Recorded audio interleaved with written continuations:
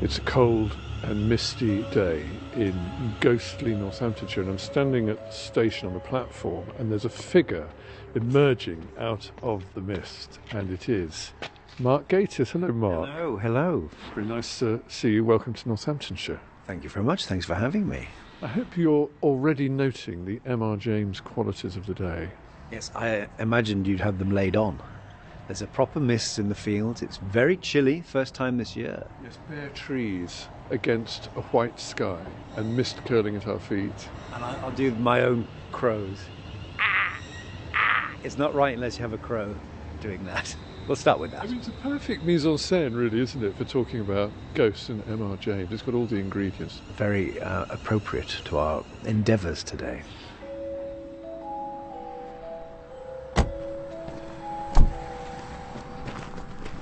Well, welcome, Mark, to Finedon. This is the green. It is the sort of beating heart of Finedon, not so beating today.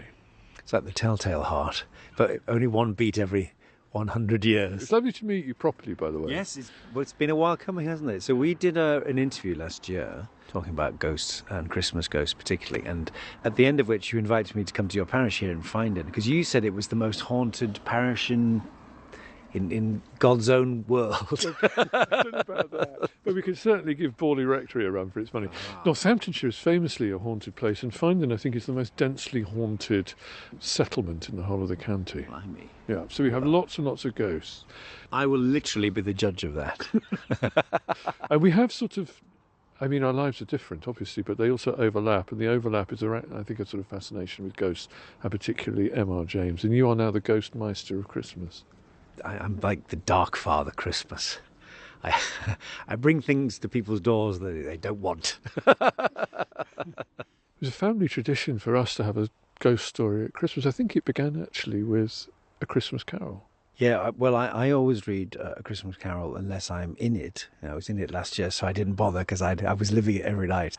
But I usually read Christmas Carol, and I will definitely read at least one M.R. James. But having spent most of the year trying to make one, it's a similar sort of thing. Can you tell me what was the first ghost story you ever read? I mean, the first ones I ever read were the pan-horror anthology books, Herbert Van Tal, do you remember? Absolutely, I remember. And some of the covers of those books I still can't quite look at because they scare me so much. Eye sockets. Yes. Horrible things. There's one with a hand coming through a grave with an eyeball in the middle. That was my favourite. Yeah. I remember the thing that first really fired my imagination were the M.R. James ghost stories, which I read as a boy. My first was E. Nesbit's Man-Sized in Marble. Do you know that? It is a wonderful story about two effigies which come to life. It terrified me. And then I got a book on M.R. James out of the library. I do remember reading Whistle and I'll Come to You and feeling for the first time the grip of terror. I'd never read something that had produced that effect in me before, and thinking, this is a masterwork. I mean, a very good place to begin our exploration is here at Harrowden Books, which is Finedon's bookshop, second-hand bookshop run by Mike, and many a musty volume you'll find on its shelves. Nothing could be more perfect. Let's do it. Well, this is a proper bookshop, Isn't it? I mean, there's a lot of books, obviously. Oh, take a smell of that. Oh yes, Is that a that's the wonderful stuff. A very It's like the promising- Tractate Middath in here. There is something, isn't there, about the musty smell of books and opening one and it releasing its energies and its powers. And its spores. Exactly. It's very churchy as well, though, isn't it? There's nothing like the smell of a church. I think if we're going to find some... Oh, look, Dennis Wheatley. What do you know of Dennis Wheatley? Well, I remember, like many 60-year-old males of my background, that the covers offered a tantalising glimpse of an adult life that was just beyond our reach when we were 13 or 14. A mixture of sex and the occult. I've read quite a lot of Wheatley. It's almost impossible to read, but The Devil Rides Out is very good. It's a great story. And a brilliant Hammer film, one of the best Hammer films. Although the bit they miss from the film, which is the centre point of the whole story, is it revolves around the theft of the mummified phallus of the god Set, I think, which mysteriously Hammer decided not to go with. Props? No way, sir. We'll skip that bit. Who have we got here? Well, obviously Lovecraft. Who was hugely influenced by M.R. James. Yeah. Not a nice man. Not a nice man. Not a nice man. Unlike Monty James. He would make you want to invite Aleister Crowley round again, wouldn't he? Yeah. Let's have him back. He was nice. We've got Edgar Allan Poe, great writer. August Derleth, of course. And here, if I sort through these dusty tomes, the collected ghost stories of M.R. James. This is one of my favourites. Richard is going to do the latter, because like Peter Cook, I never had it. Quis est iste qui venit. I ought to be able to make it out, he thought, but I suppose I am a little rusty in my Latin. When I come to think of it, I don't believe I even know the word for a whistle. The long one does seem simple enough. It ought to mean, who is this who is coming? Well, the best way to find out is evidently to whistle for him. He blew tentatively and stopped suddenly, startled and yet pleased at the note he had elicited. It had a quality of infinite distance in it, and soft as it was, he somehow felt it must be audible for miles round. It was a sound, too, that seemed to have the power, which many scents possess, of forming pictures in the brain. He saw quite clearly for a moment a vision of a wide, dark expanse of night, with a fresh wind blowing, and in the midst a lonely figure. How employed, he could not tell. Perhaps he would have seen more had not the picture been broken by the sudden surge of a gust of wind against his casement, so sudden that it made him look up, just in time to see the white glint of a sea-bird's wing somewhere outside the dark panes. So that's an extract from A Whistle and I'll Come to You, My Lad, which is one of my favourites, one of the most famous of M.R. James's stories, obviously. But it's a sort of quintessential James story.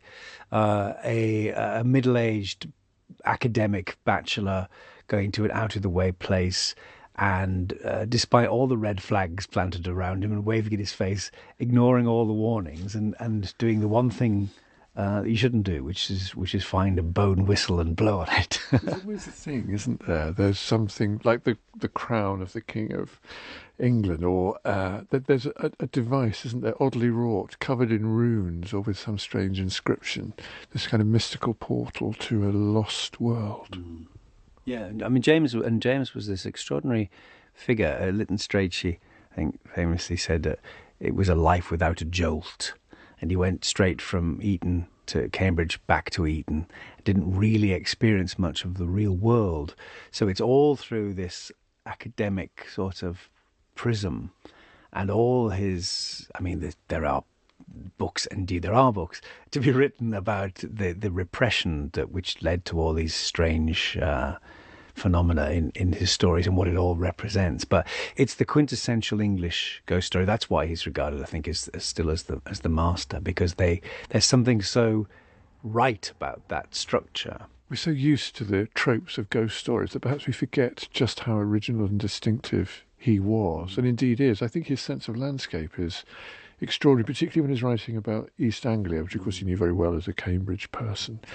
But those huge open landscapes with mist rolling in and figures that are indistinct and you can't tell if they're near or far away. Actually sounds a bit like Father Ted looking at cows. but you know what I mean? James is an unacknowledged influence on Father Ted. That's, yeah.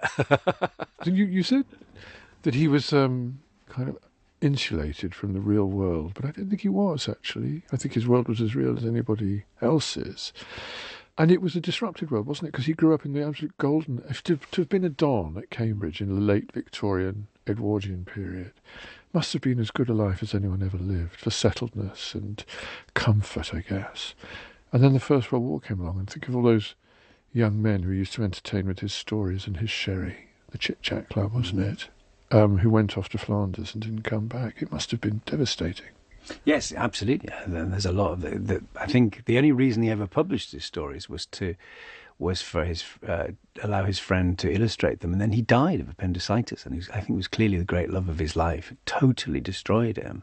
It is absolutely. It's, of course, it's a life well lived. It's about the absence of outside experience, I suppose, bar occasional foreign trips. You know. It's very striking, isn't it, that the monsters that appear so frequently in his work, slimy tentacles, clutching hands.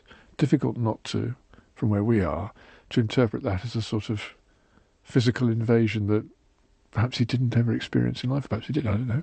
I interviewed a man called Canon Adrian Carey who knew him and whose father, Monty James, was very keen on. And Adrian was about 95 when I interviewed him, an extraordinary man. And I was tiptoeing so carefully around the subject. I said, do you think that Monty's interest in your father was... And he just said, I think he's what we would now call a non-practicing homosexual. It kind of reads like that to us. It seems so self-evident, doesn't it? But, I mean, there's so much in literature of that period where you sort of thank God for lives lived clandestinely or codedly, because it produced such a rich literature, if nothing else. Yes, it's the trouble with repression. It makes great art.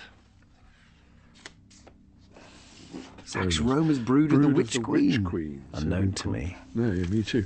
But we do have sort of Nefertiti looky-likey in a tomb, in a headdress. Brood of the Witch Queen. The ones I also remember were the Fontana Book of Ghost Stories, edited by the great Robert Aikman, one of the great ghost story writers. And there were some of them that I couldn't look at. There's one still. I looked it up on the internet the other day. It was the 13th, and it's a ghoul on a grave. And I couldn't look at the picture. And it still makes me go funny. There's a mechanism in a ghost story, isn't there, that obviously is powerful and important, a bit like murder mysteries, that they do something, don't they? Is it something to do with anxiety? They earth our anxieties, they make us better able to face the day. Roald Dahl, who did a wonderful collection of ghost stories, and the introduction to them is genuinely fascinating, because he, in the 50s, was commissioned to do an anthology series, and he read thousands of stories. But I think he says it's the closest that prose comes to poetry because of the concentration of effect. Yeah. So it's like telling a joke. If it doesn't scare you, it hasn't worked. It's not a ghost story. I think that, weirdly, ghost stories are optimistic. Yeah. Now, obviously, particularly in James, they are malevolent revenants, and they're out to get you. But at their base, they are optimistic because they promise more. They promise something beyond, even if it's horrible.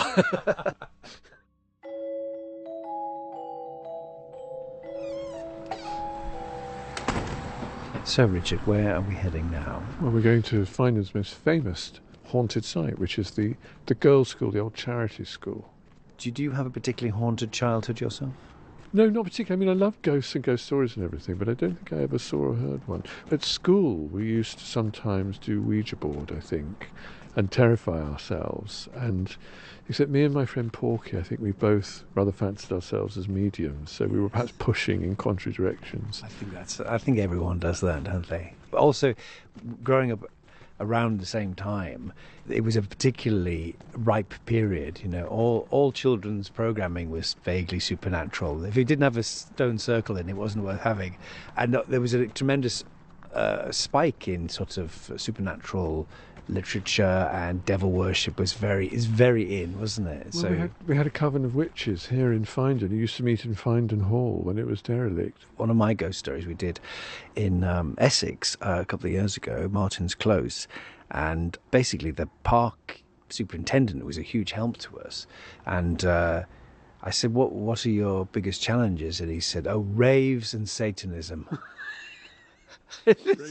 Yeah, it's one or the other. And it's the 70s and 80s for me. Childhood, famously credulous time. Did you believe in ghosts when you were a kid? I always wanted to see a ghost desperately, but I don't remember what my belief system was. I was just credulous, I suppose, as you say that. Oh, and me and my friend Porky were obsessed with the occult. And there was an occult bookshop in London. I bought a book of magic and spells, and we tried astral travelling for a while, but we didn't get lift off. Kettering. That's not bad, really. So, Richard, where are we now? We are standing outside Charity House, the girls' school, the charity school, which was an 18th century building, and it was once indeed a school for girls, and here the most notorious hauntings in Finedon's history took place. An 18th century house, very broad, with a very impressive portico. It says Charity School for Girls, 1712. Let's hope there's someone in. Oh, here. Hello. Oh, hello. So, Mark, you're standing on the spot, the most famously haunted house in all of Finedon. In the 1820s, 1823, I think it was Christmas Eve, there was an absolute kind of attack of poltergeist activity. Windows rattled, doors slammed, thumps and bumps and screams and shouts, all kinds of things. This went on for months, actually, weeks and weeks. So they had to get people round to try and fix the noises, as they called them. But the reputation of it was such that it was written about in the newspapers. There was an ode by Thomas Dexter in the 1820s. Apparently people used to come even then from all around, stand outside under the lime trees there and wait for the ghost to perform. Say, have you heard the story told, now gaining great renown, about the famous haunted house that stands in Finedon town, where noises loud and dismal, both day and night abound, one moment in the upper rooms, the next upon the ground. The windows chatter in their frames, the doors fly open all, the slates are lifted up and down that hang against the wall, the noise is talked of all around, the news spreads far and near, and rumour with her 1,000 tongues makes horrid sights appear. Kate, you live here now. Yeah. Are you nightly woken up by poltergeist activity? I'm not, but I do have 3 boys that are rather noisy. I have 2 naughty little dogs. We have Grandma living in the annex. We've got the mother-in-law here at the moment. So actually the house is never quiet. So if they are here, they blend in. They probably moved out. But you knew the story of the house before you bought it? We knew obviously it was a very, very old house. There would be a lot of history. We didn't know an awful lot about it. We hadn't lived here for very long. And I remember one evening my husband was bathing the kids and I looked out the window and I was like, Dan, there is about 200 people standing outside the front of the house looking up. But yeah, so it was this lovely walk that they do every year and people are still fascinated by the house and people often say, oh, what's it like living in a haunted house? The poltergeist activity was on the top floor, I think, where the girls slept. Can we have a look? Of course. Keep going. Next floor up, Kate. Yeah, keep going. I'll put the light on. So this would have been where the girls were stashed, where they slept at night? Yeah. I would imagine they could have fit quite a few beds up here. It would have just been dormitories and not a lot else. Eventually 3 girls were actually expelled from the school. They were expelled? 3 were expelled, yeah. Suggests that they were found, throwing things and maybe someone caught them out, I guess. I mean, there's a sort of genre of this, isn't it? Because since the 1760s in London, there was the famous Cock Lane haunting, a poltergeist activity. In London, a source of huge notoriety. It was eventually the daughter of the bloke who lived there, I think, was found to be responsible for these not very supernatural things. But it caused a huge hoo-ha, and you wonder if they'd read about that, heard about that, and thought, we'll put Finedon on the map. I think it's a pattern that recurs in that way. The Enfield haunting is a very famous one from the 70s, but there was another one about 10 years before, and it obviously turns of teenage boredom, as you say, or a group of kids, especially adolescent kids in a room trying to spook each other, and then one of them, I'll tell you a story, I've never told this before, it's not a ghost story, but it's a similar thing. In the early 70s, when Uri Geller popped up, I claimed I could bend spoons as well, and my family fell for it. And then eventually, I think my brother saw me just bending, and that was the end of that. But it was a little way of being famous for a bit, or it was something exciting in our lives, So maybe it was something like that. I think boredom and a long, dark winter's night can sometimes make you just want to do anything to liven it up a little bit. I did a radio thing years ago with Stephen Rees and Jeremy from the League of Gentlemen. I think it was Rees's behest to spend the night in a haunted house, and we went to the most haunted house in England. The producer brought a clairvoyant and a medium. We had a séance, and I just couldn't resist. So I was cracking my toe knuckles as the originals did under the table, and she was going, "Can you hear that?" All night long, and Reese totally fell for it. And only back at the hotel afterwards, I said, "It was me, you idiot." I've never laughed so much in my life, and I think that's the best thing about storytelling and telling ghost stories is a wonderful communal experience, but it's also a tremendously good laugh.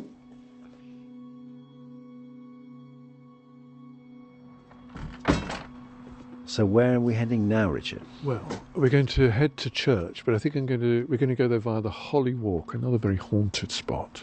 Marvellous.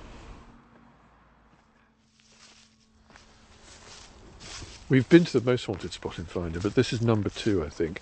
This is where the Grey Lady walks, also the Black Lady, and actually also the Green Lady as well. There's a diverse community of ladies.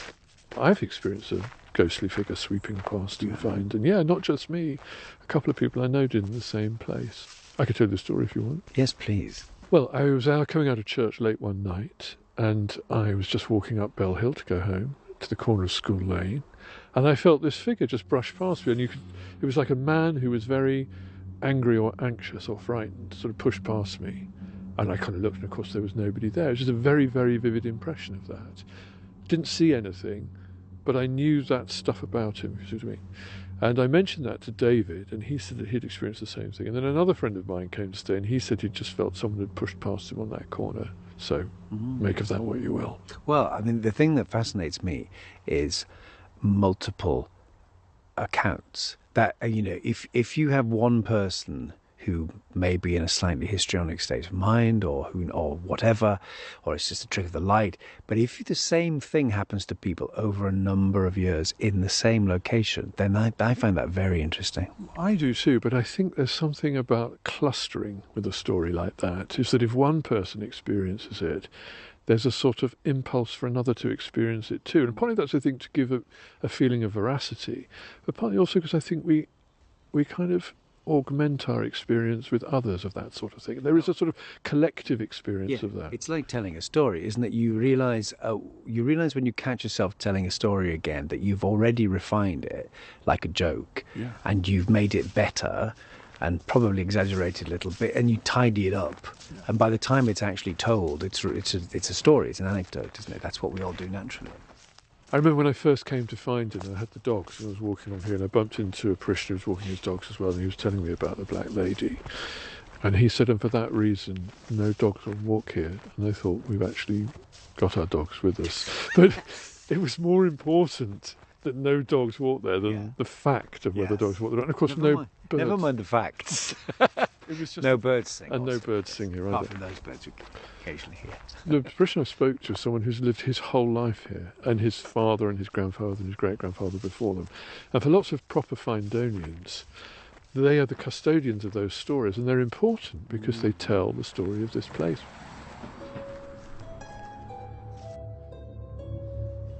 Right, here is the very impressive, beautiful and spotlit Finedon Church. Yes. But Richard, you have been erased. I've been erased. My name. Sign. I know on the parish notice board. Parish priest, a black mark. I've Literally. been gaffer taped out of history. Oh well, we come, we go. Sic transit Gloria Hunniford. Exactly. The Lich Gate. Yes, it's a lovely lich gate. It's a lovely lich. Does it open? It does open. There we go. This unusually is the third church on the site. There was a wooden Saxon church and then a Norman church, and then they built this very splendid church, 1300, 1350.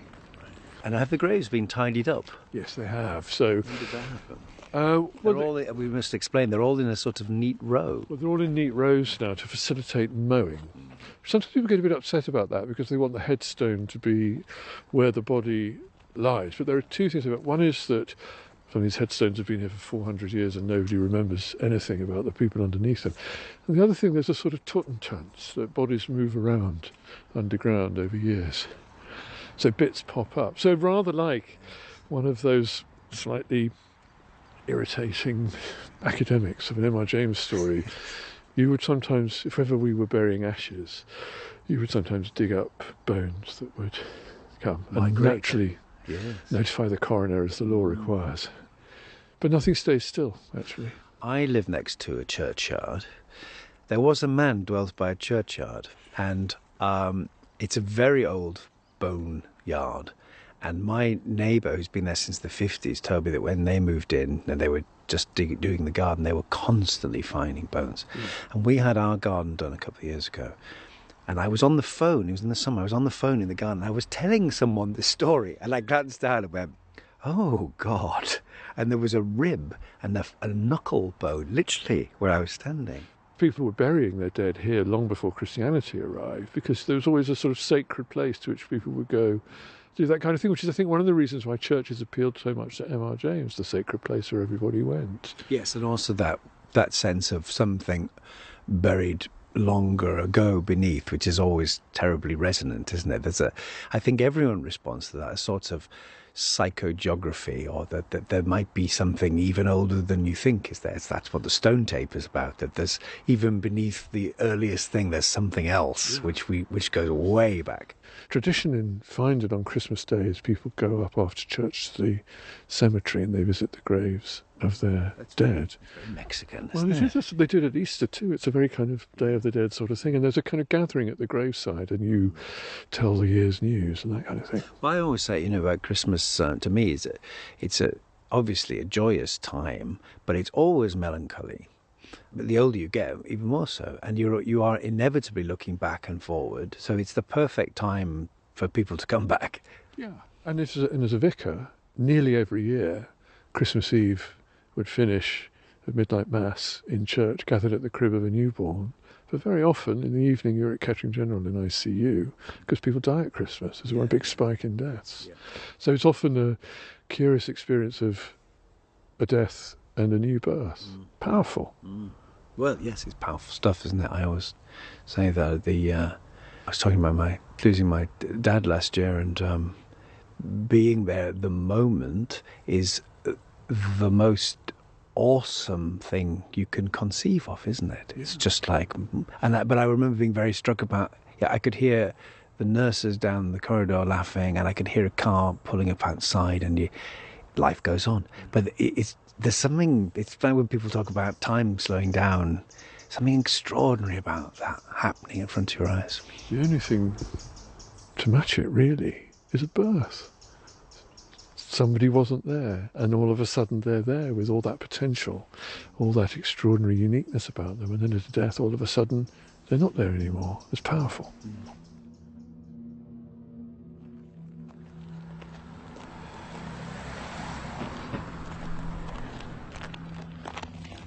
This is the entrance? Tower door, yeah. The west door. So come on in.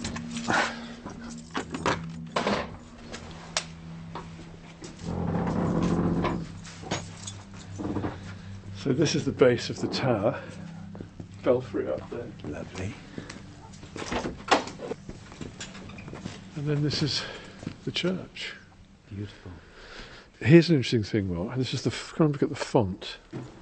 So this is the only survivor of the Norman church. So the font was here for the Norman church. It's 1,000 years old, getting on for it. Smashed up, you can see in the Reformation. Yes. Carvings of the baptism of Christ. And it was thrown out into the field down the road, and it was used as a cattle trough for about 300 years. And then restored, but it's the one thing that remains from that. How long since you last visited? I was last here on my last Sunday, which was Low Sunday in April. So it's the first time I've been back, and I feel like a ghost in my own building, actually, because this was mine. So that's a bit peculiar. And you feel very connected with the people who did what you did. So lots of the incumbents are buried under the flags here. Lots of my predecessors, and you need ancestors, are buried. You said one of your ancestors used to be the vicar. Two. Yeah. Well, I didn't know about them, but when I first came here, the archivist found that the Christopher and William Coles, who were vicars from 1612 to 1645, he thinks they are direct ancestors of mine. They've never been able to prove it, but there were no other Coleses before them in this part of the world, and so he thinks they're... Wow. So this is the list of incumbents on sign. Yes, from 1217, when Geoffrey de Thouars was the first rector that we know about. And then if you go down the list, the second column, 1615, 1642, Christopher Coles. William Coles. Yeah. There they are. Then if you go down another column and a half, there's me. It's official. There's this interesting thing you get when you're an incumbent, is that you realise you occupy the stall that somebody else occupied long before you, and you hope someone will occupy long after you too. And you sit there, and early in the morning you would come in, say your prayers, And the sun would kind of come through the clear story and print on the opposite wall, and you would look at that and you'd think somebody did that in 1300. And that's just powerful. Whatever you think, I think there's a power in buildings. I love going to churches.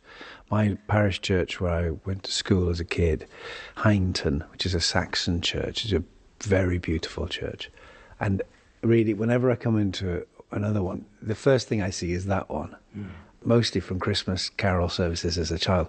I sort of look at the model and see what's different, because it's so evocative still. It's so interesting for me to hear someone like you who has all those reference points in your life and for whom church is a sort of part of the furniture of your life, but without faith, without belief. Did you ever have it? Not really. Well, obviously, as Alan Bennett talks about, he was a fervent Anglican until someone took him to one side and said, "There's no such thing." I mean, it was a very lukewarm religious upbringing. Also, by an extraordinary twist of fate, and I think just because we had to have a letter signed, and I just lost it or something. I was opted out of religious studies at primary school, as if I was some sort of heretic, and I just lost the letter, so I missed all that.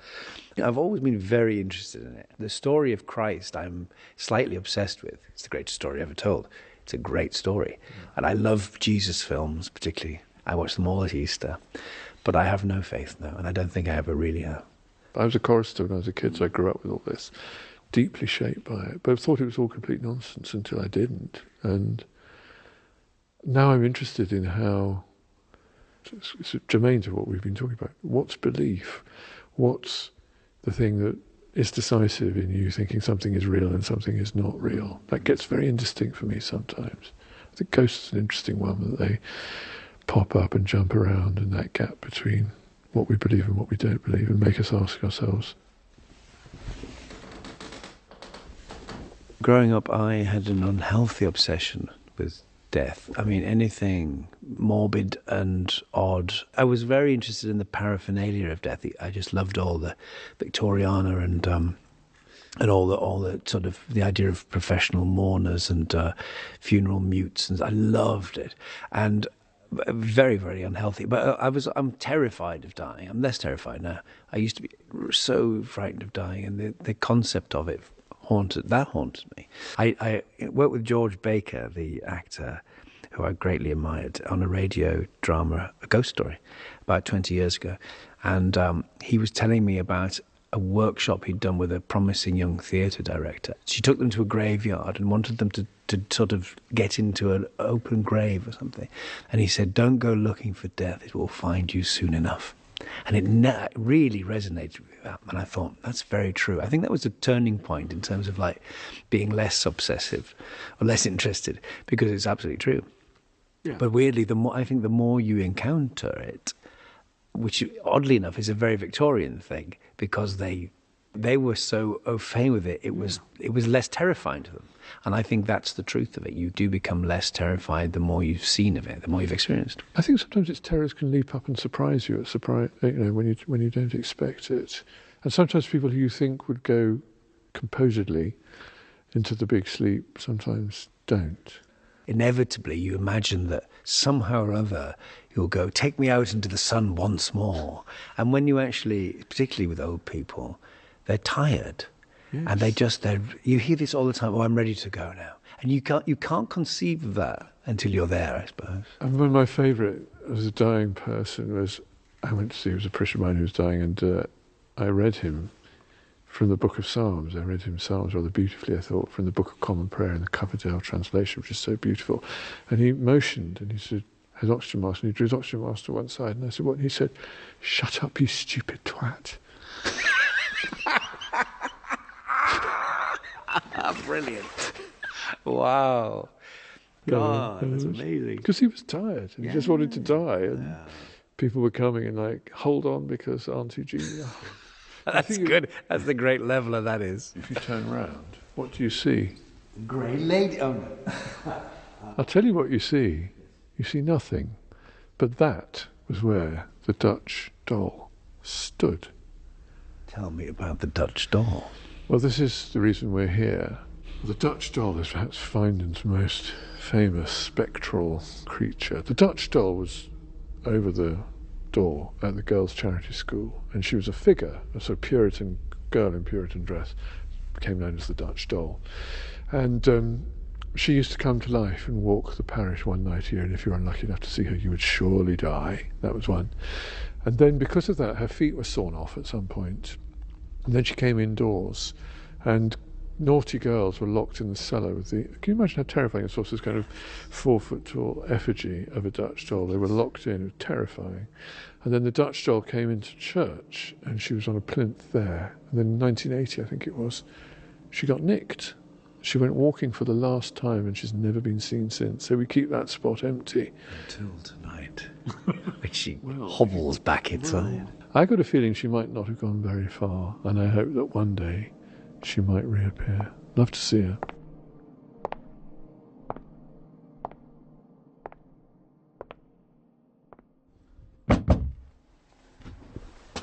It's a twisting, narrow stair.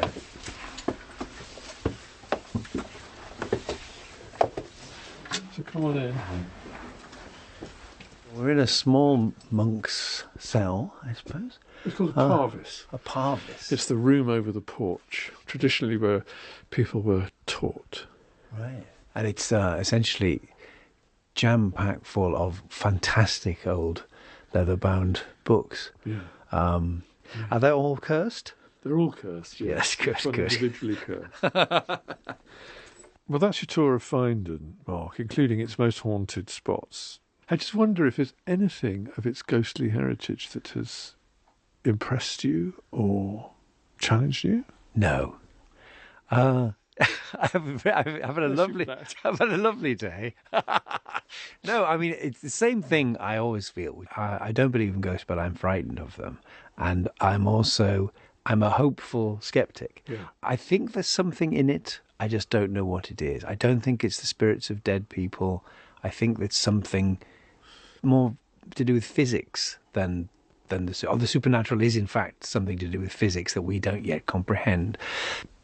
Do dead people come back to visit us? Do you think they do? No.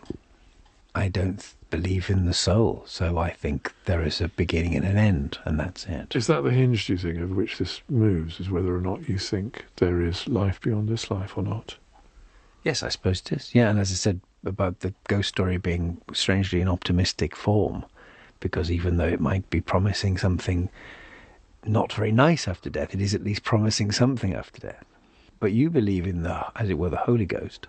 But does that mean... Not just the regular Holy Ghost. But do you believe in ghosts as the spirits of the dead? Do I believe that people come back in spectral form? I mean, I don't. Although I've witnessed and experienced moments whether you could offer that explanation. It's not an explanation that I find particularly compelling, but I'd have to say that I'm agnostic, I think, because I don't think it's something I would entirely ascribe to something happening in our psychology, brain function, I don't know. What have you experienced then? I've only ever had one.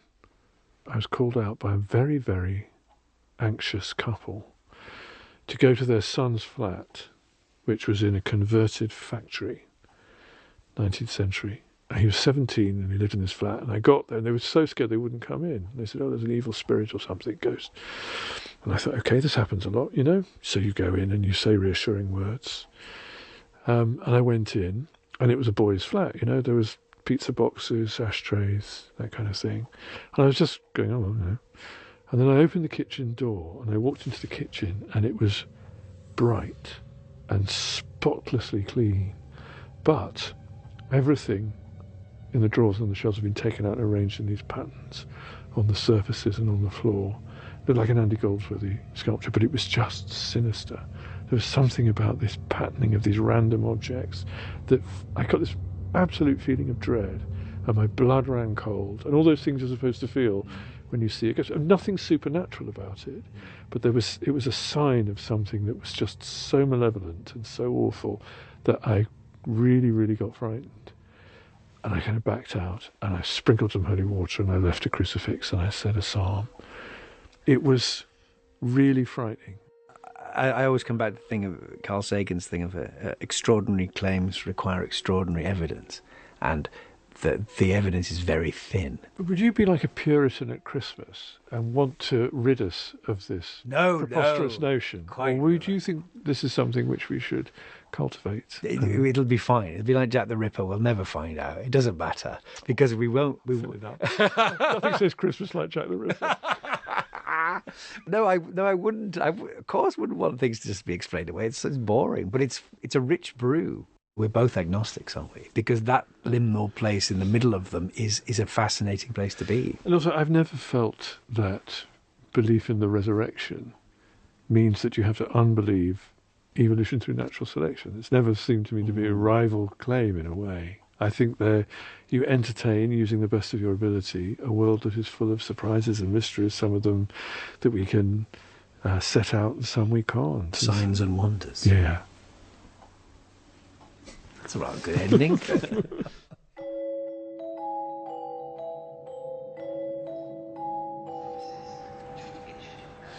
Well, Mark, it's been a pleasure to show really you has. Finedon and its haunted spots. So off you go back to your glamorous life in London and Christmas. Yes. What are you doing for Christmas? I am going to have a quiet Christmas because I'm not actually working this Christmas for the first time. Yeah. So I shall sit in front of a fire and entertain the troops by telling them a ghost story. Do you have any preferences this year? I'm quite tempted actually, maybe a Christmas Carol in instalments. Well, I remember doing the whole of A Christmas Carol to my cousin's children when they were tiny, determined that they would remember it for the rest of their lives. Taught myself bloody and hoarse, and they don't remember a thing. So I'd be careful what you wish for about you. Maybe just a short M.R. James. Well, Mark, that's your train coming. Thank you again. It's been a pleasure. Absolutely my pleasure. Let's do it again sometime. Merry Christmas, Merry Richard. Christmas, Mark. See you next time.